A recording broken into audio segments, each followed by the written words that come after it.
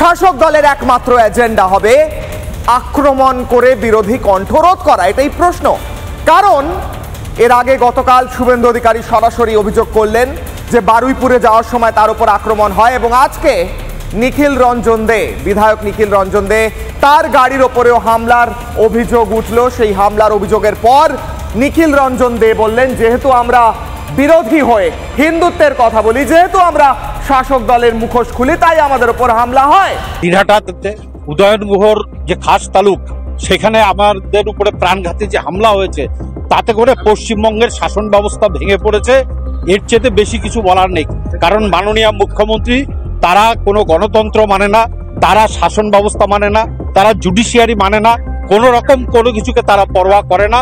কাজে এই পশ্চিমবঙ্গে ৩৫৬ ধারা যতক্ষণ পর্যন্ত না হবে, ততক্ষণ পর্যন্ত মানুষের মৌলিক অধিকার তারা কোনোদিন ফিরে পাবে। আপনি তো বারবার করে আমাদের সিকিউরিটিরা যখন থানার আইসি সাহেবকে বলেছেন যে এইখানে এই ধরনের ঘটনা ঘটতে চলছে, ইমিডিয়েট ফোর্স পাঠান, মাত্র ২-৩ জন পুলিশকে পাঠিয়েছিল, কিন্তু সেই ২-৩ জন পুলিশও তারা কোনো রকম ব্যবস্থা গ্রহণ করেনি আমাদের নিরাপত্তা দেওয়ার জন্য। অথচ দেখা গেল আপনারা যখন পথ অবরোধ করলেন, তখন পুলিশে ছয়লাভ।